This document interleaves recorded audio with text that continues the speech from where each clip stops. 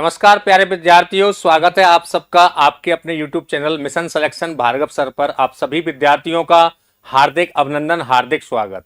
देखो, बुद्धि वाला टॉपिक तो मैं पढ़ा ही रहा हूं आपको, लेकिन इसके साथ साथ मैं आपके लिए एक और सरप्राइज आज लेके आया हूं। आप लोगों की स्पेशल डिमांड थी कि सर कुछ MCQs भी करा दिया करो, तो मैंने आपको लास्ट में अधिगम वाला टॉपिक जो है वो एंड किया था, ठीक है ना। लास्ट में हम अधिगम वाला टॉपिक किया था, तो हम उसके क्वेश्चन भी देखेंगे और इसके बाद अपन बुद्धि के जो सिद्धांत चल रहे थे उनको लेकर के क्लास प्रारंभ करेंगे, ठीक है। तो जुड़ जाओ एक बार सभी विद्यार्थी, फटाफट से क्लास प्रारंभ हो गई है। जुड़ जाइए एक बार सभी मेरे साथ में, जितने भी प्यारे स्टूडेंट जुड़े हुए हैं वो एक बार सभी क्लास के साथ में जुड़ जाइए, ठीक है ना। चलिए, तो देखो स्टार्ट करते हैं। कल अपन ने चर्चा की थी, बुद्धि के सिद्धांतों को लेकर के चर्चा कर रहे थे। बुद्धि क्या है? बुद्धि कार्य करने की एक विधि। किसने कहा है? वुडवर्थ ने। बुद्धि अमूर्त विचारों के बारे में सोचने की योग्यता है। किसने कहा था? टर्मन ने। कि बुद्धि क्या है? अमूर्त विचारों के बारे में सोचने की एक योग्यता है, जिसका नाम क्या है? बुद्धि है। बुद्धि इन चार शब्दों में निहित है: ज्ञान, निर्देश, आविष्कार और आलोचना। किसने कहा था? अल्फ्रेड बिने। बुद्धि में दो तत्व होते हैं, ज्ञान की क्षमता और निहित ज्ञान। किसने कहा था? हैनमान ने। बुद्धि सीखने की योग्यता है। किसने कहा था? बकिंघम ने। ये बहुत सारी परिभाषाएं थी जो कल हमने चर्चा की थी। इसके साथ ही हमने बुद्धि के सिद्धांत पढ़े थे। बुद्धि के एक तत्व का सिद्धांत अल्फ्रेड बिने, द्वितत्व का सिद्धांत, और द्वितत्व का सिद्धांत किसने दिया था? ये आपको पता ही है, चार्ल्स स्पीयरमैन। त्रितत्व का सिद्धांत भी किसने दिया था? Charles Spearman. यहां तक के बारे में अपन पढ़ चुके थे, और अब यहां से आपके लिए सरप्राइज है ना, आपके लिए प्रारंभ हो रहा है। आप देखेंगे और आप शायद खुश भी होंगे। चलें, और उसके बाद अपन सिद्धांतों को इसी क्लास में कंटिन्यू भी करेंगे। चलिए स्टार्ट करते हैं। सरप्राइज। गैने के अनुसार अधिगम का सर्वोच्च स्तर कौन सा है? बताइए, गैने के अनुसार अधिगम का सर्वोच्च स्तर कौन सा है? रॉबर्ट एम गैने की अधिगम सोपान की मैंने आपको पढ़ाया था। तो गैने के अनुसार अधिगम का सर्वोच्च स्तर कौन सा है? समस्या समाधान अधिगम, उद्दीपन अनुक्रिया अधिगम, श्रृंखला अधिगम, या शाब्दिक साचर अधिगम? बताइए क्या हो जाएगा इस पहले प्रश्न का राइट आंसर? बताइएगा, आंसर करिए। रॉबर्ट एम गैने के अनुसार अधिगम का सर्वोच्च स्तर कौन सा है? बताइए क्या हो जाएगा इस प्रश्न का उत्तर। गैने के अनुसार अधिगम का सर्वोच्च स्तर कौन सा है? तो देखो, मैंने रॉबर्ट एम गैने की आपको अधिगम सोपान की पढ़ाई थी लर्निंग टॉपिक में, ठीक है ना। गुड आफ्टरनून नीलम रानी। बताइए इस प्रश्न का आंसर करिए। रॉबर्ट एम गैने के अनुसार अधिगम का सर्वोच्च स्तर कौन सा है? समस्या समाधान अधिगम है, उद्दीपन अनुक्रिया अधिगम है, श्रृंखला अधिगम है, या शाब्दिक साचर अधिगम है? बताइए क्या हो जाएगा इस प्रश्न का राइट आंसर? बताइए इस प्रश्न का सही उत्तर क्या होगा? तो देखो, गैने ने अधिगम की सोपानकी के कुल कितने प्रकार बताए थे? कुल 8 प्रकार बताए थे। और इन्होंने एक पुस्तक लिखी थी, कंडीशन ऑफ लर्निंग। कौन सी पुस्तक है? The condition of learning. The condition the condition of learning. ये पुस्तक किसकी है? रॉबर्ट एम गैने साहब की। इस पुस्तक में इन्होंने अधिगम के कितने प्रकार बताए थे? 8।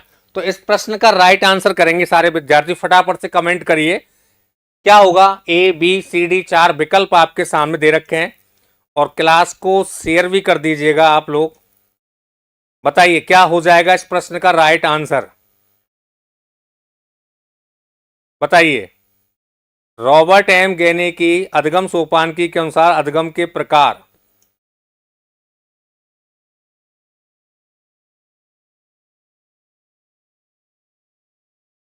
बताइए क्या हो जाएगा।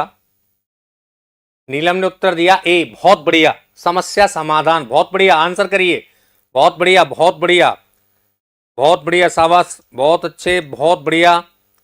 चलिए एक बार शेयर कर दो, क्लास को एक बार शेयर कर दो। मैं भी जरा शेयर कर रहा हूं, फिर आपको फटाफट से कमेंट लेता हूं मैं आपके। चलिए फटाफट से बताइए क्या हो जाएगा। बताइए। बहुत बढ़िया, ये आंसर बिल्कुल। बहुत बढ़िया, बहुत बढ़िया, बहुत बढ़िया, शाबाश।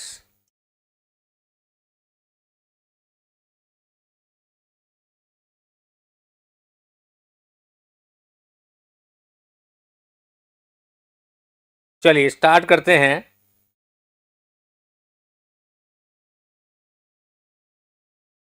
चलिए बहुत बढ़िया, बिल्कुल।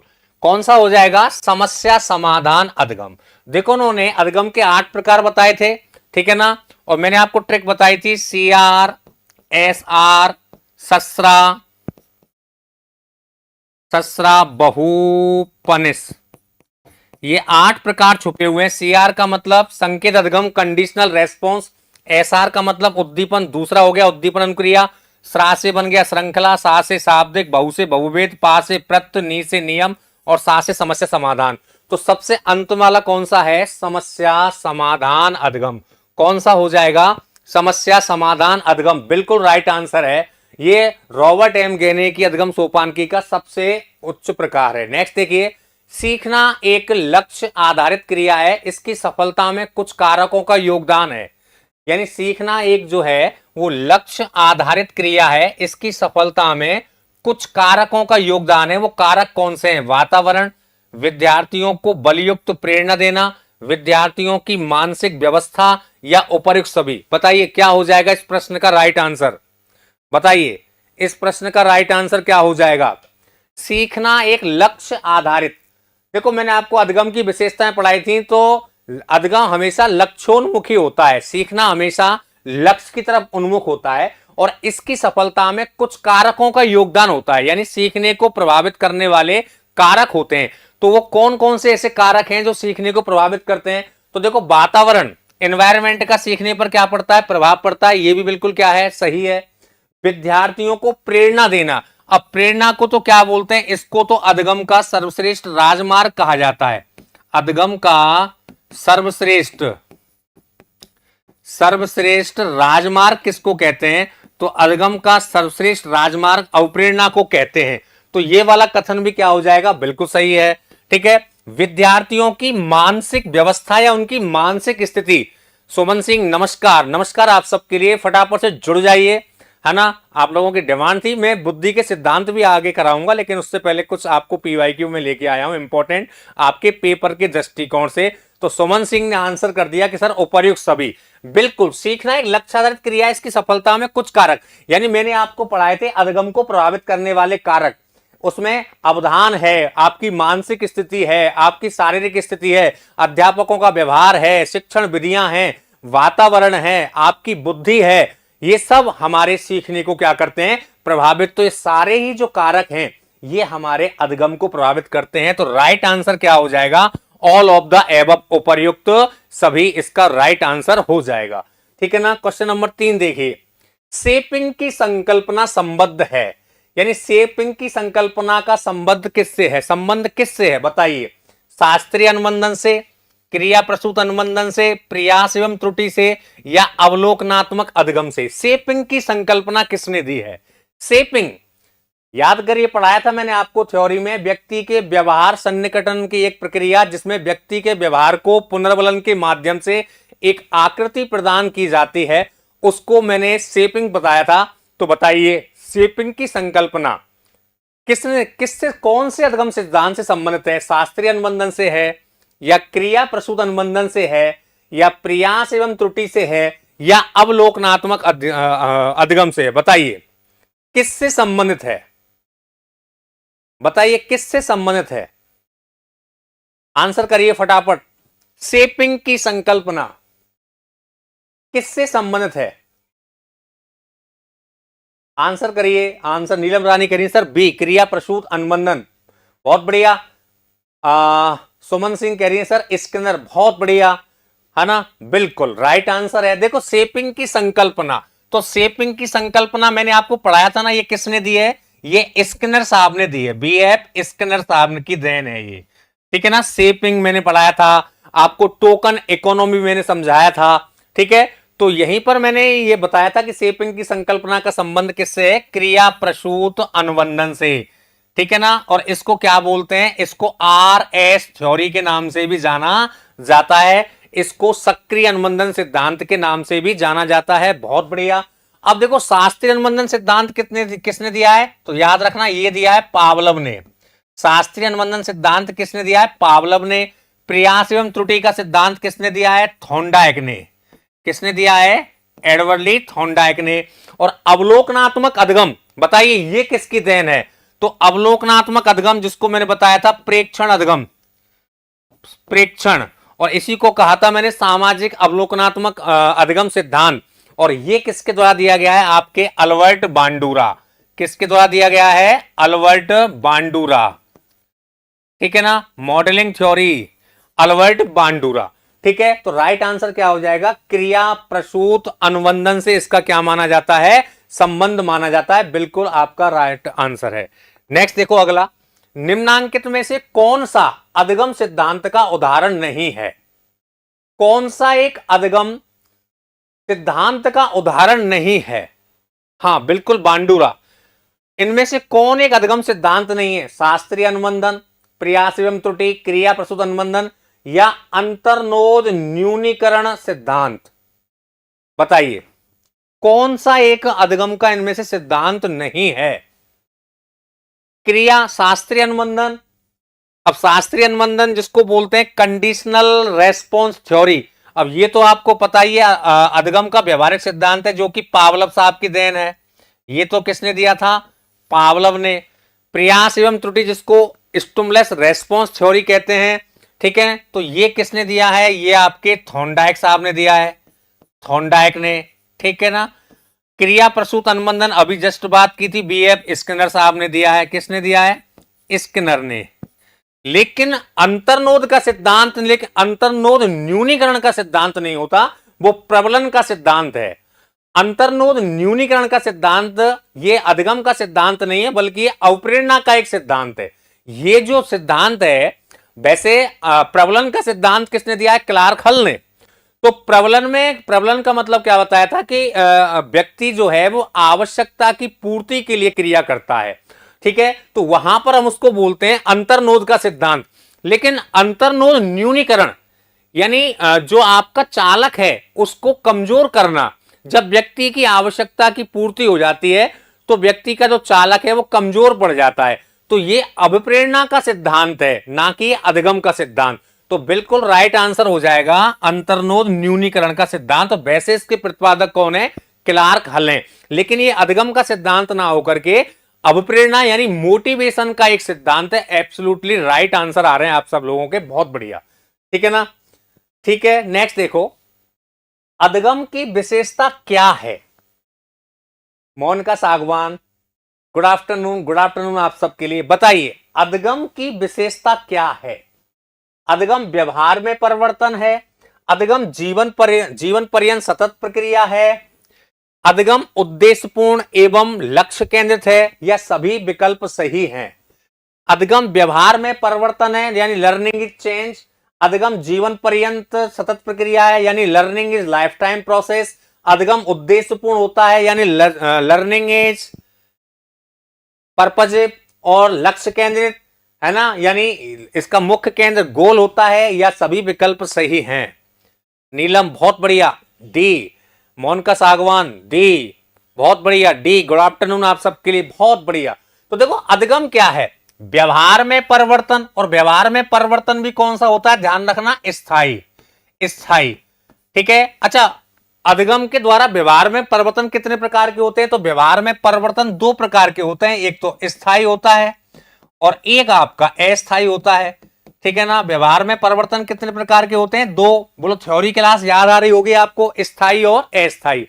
स्थायी परिवर्तन मैंने तीन चीजों से बताई थी आपको, प्रशिक्षण, अनुभव और अभ्यास के द्वारा व्यक्ति के व्यवहार में कौन सा परिवर्तन आता है? कि सर बिल्कुल स्थायी आता है, लेकिन भय के कारण, चिंता के कारण, तनाव के कारण, डर के कारण, है ना, गुस्से के कारण, या बीमारी के कारण, है ना, या परिपक्वता के कारण, या थकान के कारण, या नशीले पदार्थों के सेवन के कारण भी हमारे व्यवहार में परिवर्तन तो आता है, लेकिन वो व्यवहार परिवर्तन कैसा होता है? अस्थायी होता है। कैसा होता है? अस्थायी, ठीक है। तो अधिगम कभी भी अस्थायी परिवर्तनों को नहीं कहा जाता, अधिगम हमेशा स्थायी।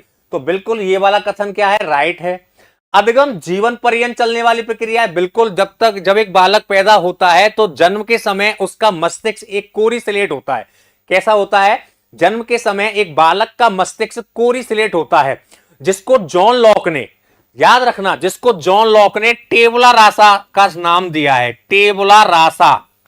ठीक है, अब टेबुला रासा का संप्रत्य किसने दिया, ध्यान रखना, जॉन लॉक ने, जॉन लॉक। ठीक है, लेकिन हम जन्म लेते हैं तब से लेकर के मृत्यु पर्यंत तक हम कुछ ना कुछ सीखते रहते हैं, तो इसका मतलब learning is life living process, यानी learning is life time process. बिल्कुल सही है, ये वाला भी सही है, ये भी सही है।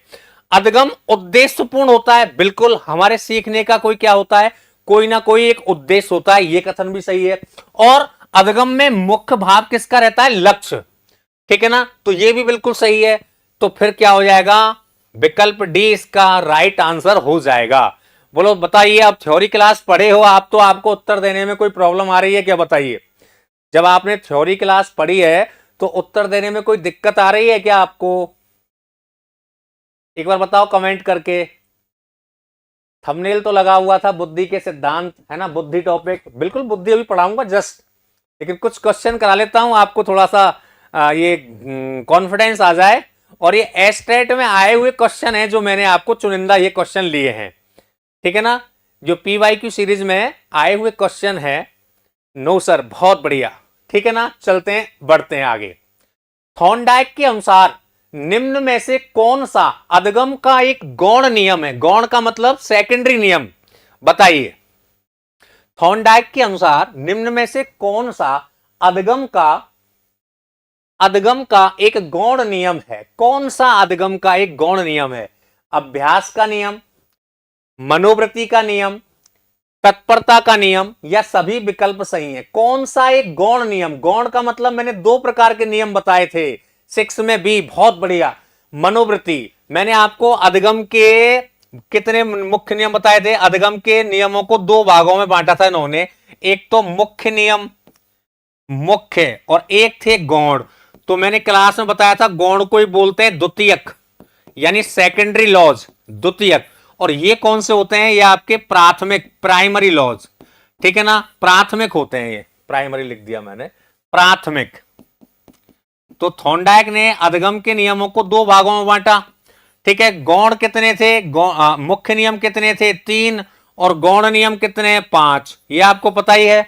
ठीक है ना, अब इसमें मुख्य कितने हैं, 3 है। पहला क्या था, पहला था तत्परता का नियम, तत्परता, लॉ ऑफ रेडीनेस, तत्परता का नियम पहला था, तत्परता। और दूसरा क्या था, अभ्यास का नियम, practice makes a man perfect. और तीसरा क्या था, प्रभाव या परिणाम। ठीक है ना, तो ये 3 कैसे थे, गौण। मुख्य नियम 3 है, बिल्कुल सुमन सिंह, अभ्यास, तत्परता और प्रभाव। और गौण कितने थे, 5 थे। ठीक है ना, 5 में पहला कौन सा है, देखो नंबर 1 पहला था बहुपितक्रिया, बहुपितक्रिया का नियम, बहुपितक्रिया, लॉ ऑफ मल्टीपल रेस्पॉन्स। दूसरा मैंने लिखाया था मनोवृत्ति का नियम या मानसिक विन्यास, एक ही बात है, माइंडसेट आपका, तो मनोवृत्ति है ना। तीसरा बताया था आंशिक क्रिया का नियम, यानी चीजों को अंश से करके पूर्ण करना, आंशिक क्रिया। चौथा बताया था मैंने आत्मीकरण का नियम, आत्मीकरण, है ना। और 5वां बताया था मैंने साहचर्य परिवर्तन, साहचर्य परिवर्तन। तो ये 5 कैसे थे, गौण थे। ठीक है ना, अब इसमें देखो अभ्यास कौन सा है, अभ्यास तो भैया मुख्य नियम है, तत्परता मुख्य नियम है, लेकिन मनोवृत्ति का नियम ये जो है, ये अधगम का कौन सा नियम है, गौण नियम है। अब इसको कई बार पेपर में घुमा करके देता है बेटा, ध्यान रखना। ठीक है ना, जैसे एक बालक ने ये सोचा कि मेरे से ये काम, मैं इस परीक्षा को उत्तीर्ण कर ही नहीं पाऊंगा, तो ये उसकी क्या है, मनोवृत्ति है, ये उसका मानसिक विन्यास है। अगर मानसिक विन्यास आपका पॉजिटिव है, सुजान सिंह भरतपुर, गुड आफ्टरनून आपके लिए, वेरी गुड आफ्टरनून। अगर आपका माइंडसेट पॉजिटिव है, अगर आपके अंदर सकारात्मक चीज है कि हाँ मेरा इस बार सिलेक्शन हो जाएगा, तो आपका सिलेक्शन हो ही जाएगा। लेकिन अपने माइंडसेट अगर आपने ये कर लिया कि पता नहीं होगा या नहीं होगा, पता नहीं सफल होंगे नहीं होंगे, तो फिर बिल्कुल आप ये फैक्ट मान लीजिए कि आप सफल नहीं हो पाएंगे। सब कुछ हमारे इस माइंडसेट पर निर्भर करता है। तो माइंडसेट आपका क्या होना चाहिए, पॉजिटिव होना चाहिए। कहते ना कि जाकी रही भावना जैसी, प्रभु मूरत देखी तिन तैसी। तो मनोवृत्ति, मानो तो मैं गंगा मां हूं, ना मानो तो बहता पानी, ये सब हमारा माइंडसेट है। अगर आपके माइंडसेट ने ये निश्चित कर लिया कि यार मुझे इन सर का पढ़ाया हुआ समझ में नहीं आएगा, तो फिर मैं चाहे कितना ही प्रयास कर लूं, आपको कितना ही अच्छा से अच्छा पढ़ाने का प्रयास कर लूं, मैं आपको समझा नहीं सकता। क्यों? क्योंकि आपने अपना माइंडसेट मेरे बारे में नेगेटिव बना लिया। तो माइंडसेट का ही खेल है भैया। एस्टेट का पेपर कोई बड़ी बात नहीं है, लेकिन आपका माइंडसेट अगर पॉजिटिव है तो आप उसको निकाल जाओगे। ठीक है ना? चलिए, बहुत बढ़िया। नेक्स्ट देखो, निम्न में से कौन सा कथन असत्य है? अधगमकर्ता का स्वास्थ्य अधगम प्रक्रिया को प्रभावित करता है। दूसरा कथन देखिए, अधगम में उपलब्धि अवप्रेरणा की कोई भूमिका नहीं है। तीसरा देखिए, विषय वस्तु की प्रकृति अधगम प्रक्रिया को प्रभावित करती है, या इनमें से कोई नहीं। बताइए राइट आंसर क्या हो जाएगा? कमेंट करिए, आंसर दीजिए सारे बच्चे जितने भी जुड़े हुए हैं।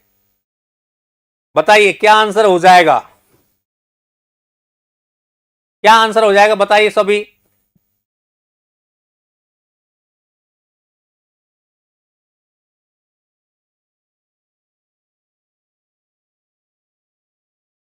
सेवेंथ में बी, बहुत बढ़िया, बहुत बढ़िया, बहुत बढ़िया।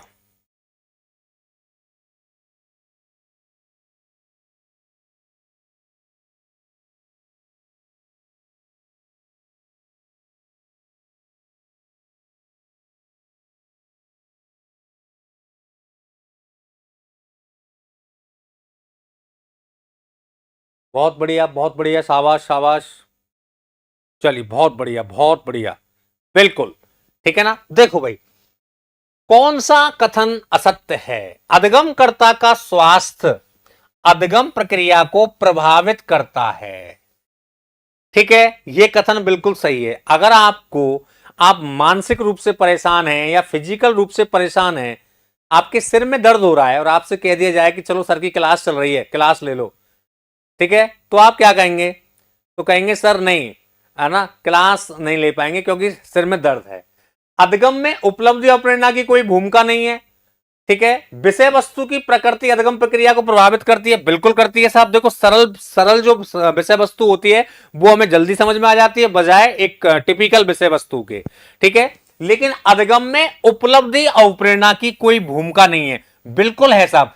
देखो, उपलब्धि अवप्रेरणा का सिद्धांत किसने दिया है? कोई बताएगा आप में से कि उपलब्धि अवप्रेरणा का सिद्धांत, उपलब्धि अवप्रेरणा का सिद्धांत किसके द्वारा दिया गया है? बताओ। अवप्रेरणा के सिद्धांत हैं, जिसमें एक सिद्धांत आता है उपलब्धि अवप्रेरणा सिद्धांत। बताइए किसके द्वारा दिया गया है?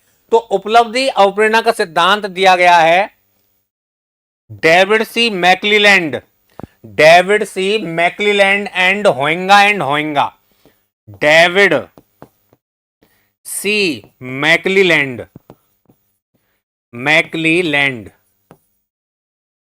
एंड होइंगा। नाम भी देखो क्या अच्छा है, होइंगा एंड होइंगा। और सहयोगी है एटकिंसन। ठीक है ना? क्लियर, बिल्कुल, मैक्लीलैंड। ठीक है, उपलब्धि और प्रेरणा एटकिंसन, बहुत बढ़िया। उपलब्धि की चाह व्यक्ति को क्रिया करने के लिए प्रेरित करती है, यह कौन कहता है? उपलब्धि और प्रेरणा सिद्धांत। आप अचीवमेंट प्राप्त करना चाहते हो, किसी लक्ष्य को हासिल करना चाहते हो, तब आप इस क्लास को लेने आते हो। ठीक है ना? तो उपलब्धि की चाह ही व्यक्ति को क्रिया करने के लिए प्रेरित करती है, यह कौन सा सिद्धांत कहता है? उपलब्धि और प्रेरणा सिद्धांत।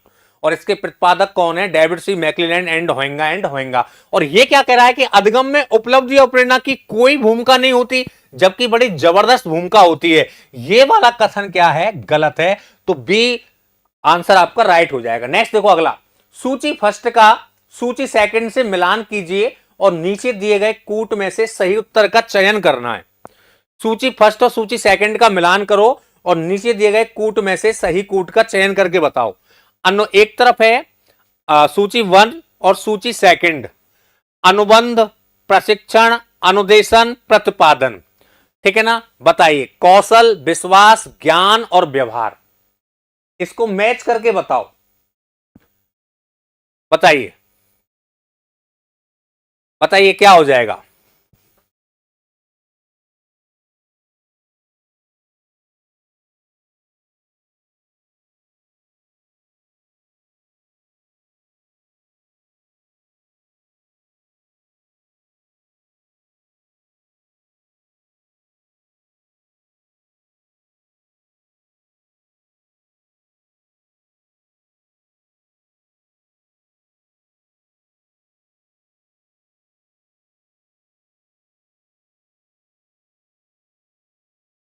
किसी ने भी मैच नहीं किया क्या भाई? मैच तो करो इसको।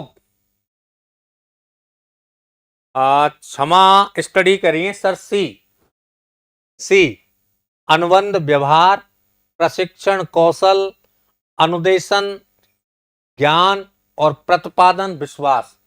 सुमन सिंह 8वें में बता रही हैं सी। बहुत बढ़िया, बहुत बढ़िया, बहुत बढ़िया। देखिए भाई, सीधी सी बात है। अनुबंध, अनुबंधन, ये इसका संबंध किससे है? व्यवहारवादी अधिगम सिद्धांतों से, ठीक है ना। प्रशिक्षण से हमारे अंदर क्या होता है? कौशलों।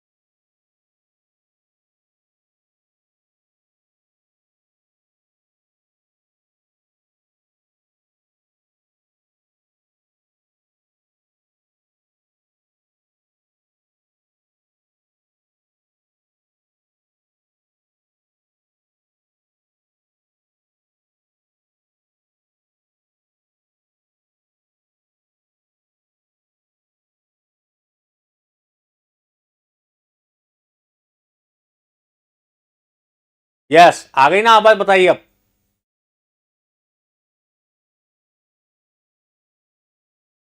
आ गई ना आवाज? ठीक है ना भाई। तो अनुबंधन व्यवहार, प्रशिक्षण से कौशलों का विकास होता है, अनुदेशन से ज्ञान, और प्रतिपादन का मतलब होता है विश्वास। कि भाई अमुक सिद्धांत का प्रतिपादन किसने किया, तो हम प्रतिपादक को एक तरह से अपना विश्वास ही तो मानते हैं। तो ये क्या हो जाएगा? 4132 विकल्प, 4132 विकल्प नंबर सी इसका क्या हो जाएगा? राइट हो जाएगा। ओके, बढ़ते हैं आगे। चलना, चलना, चलना, भाव भंगिमा, आवाज में उतार चढ़ाव, श्रव्य दृश्य क्रम में बदलाव निम्न में से किस शिक्षण कौशल के घटक हैं? सीटेट, ठीक है ना। ये वाला प्रश्न सीटेट और एस्टेट, रीट, राजस्थान रीट, इसमें कई बार ये वाला क्वेश्चन रिपीट हुआ है, रिपीट बार बार। बताइए ये किसके उदाहरण हैं? चलना, भाव भंगिमा, आवाज में उतार चढ़ाव, श्रव्य दृश्य क्रम में बदलाव निम्न में से कौन से शिक्षण कौशल के घटक हैं? बताइए। समीपता, विन्यास प्रेरणा, उद्दीपन भिन्नता, पुनर्बलन। मोनिका सागवान, बहुत बढ़िया, सी। बताइए, बहुत बढ़िया आंसर करिए सारे बच्चे, बहुत बढ़िया, बहुत बढ़िया आंसर कमेंट किया करो फटाफट से, ठीक है ना। किसके उदाहरण हैं ये? सुमन सिंह कह रही है सर सी। बहुत बढ़िया, बहुत बढ़िया, बहुत बढ़िया। किसके उदाहरण है? बहुत बढ़िया, बहुत बढ़िया, शाबाश शाबाश। सुमन सिंह ने भी आंसर कर दिया सी, ठीक है ना, बहुत बढ़िया।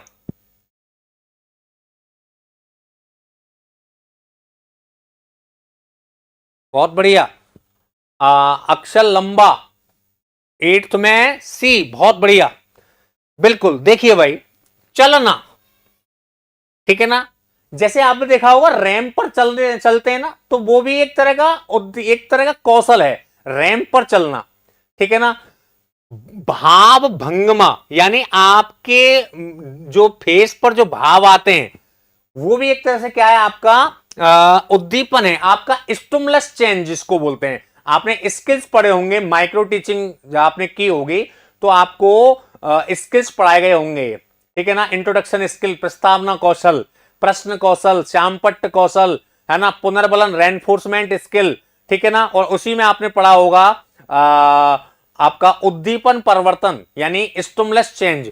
तो भाव भंगिमा, आवाज में उतार चढ़ाव, श्रव्य दृश्य क्रम में बदलाव लाना, कभी वाणी में उतार लाना, कभी वाणी में चढ़ाव लाना। लांबा जी कह रहे हैं सर ए, समीपता। निम्न में से किस शिक्षण कौशल के घटक हैं? तो ये उद्दीपन भिन्नता कौशल के घटक हैं। स्टिमुलस चेंज, उद्दीपन भिन्नता, ठीक है ना। आवाज में उतार चढ़ाव लेकर के आना, वाणी में भिन्नता लेकर के आना, ये सब क्या है? उद्दीपन भिन्नता है, स्टिमुलस चेंज स्किल है, ठीक है ना। जब एक अध्यापक पढ़ाता है तो जैसे बॉडी लैंग्वेज, उसके हाथों का चलना, अंग संचालन होना, कभी आवाज को तीव्र करना, कभी हंसना, कभी मुस्कुराना, चेहरे पर अजीब अजीब तरह की भाव लेकर के आना, ये सब आपका स्टिमुलस चेंज स्किल कहा जाता है, ठीक है। विन्यास प्रेरण जो होता है इसको अपन इंट्रोडक्शन स्किल के नाम से जानते हैं। और पुनर्बलन स्किल रेनफोर्समेंट, ठीक है ना। तो रेनफोर्समेंट जो होता है वो दो प्रकार का होता है, एक वर्बली एक नॉन वर्बली, शाब्दिक और अशाब्दिक, ठीक है ना। क्लियर। चलिए नेक्स्ट देखो, सीखने के अंतर्दृष्टि सिद्धांत को किसने बढ़ावा दिया? सीखने के अंतर्दृष्टि सिद्धांत को किसने बढ़ावा दिया? किसने बढ़ावा दिया? पावलव ने, जीन प्याजे ने, लेप्समन वाइगोस्की ने, या गेस्टाल्टवादी सिद्धांतवादियों ने? किसने बढ़ावा दिया है? बताइए, किसने बढ़ावा दिया है? बताओ। सीखने के अंतर्दृष्टि सिद्धांत को किसने बढ़ावा दिया? मोनिका सागवान, बहुत बढ़िया। सर डी, बहुत बढ़िया, शाबाश, ठीक है ना। किसने बढ़ावा दिया? तो भैया सीखने के अंतर्दृष्टि सिद्धांत, सुमन सिंह, गेस्टाल्ट, नीलम रानी, डी, है ना। बताइए भाई, आकाश लांबा जी आंसर करिए, ठीक है ना। आंसर करो, जितने बच्चे जुड़े हुए हैं आंसर करो फटाफट से। तो सीखने का अंतर्दृष्टि सिद्धांत। अच्छा ये बताइए, पावलव ने कौन सा दिया था? पावलव ने दिया था शास्त्रीय अनुबंधन सिद्धांत। इसको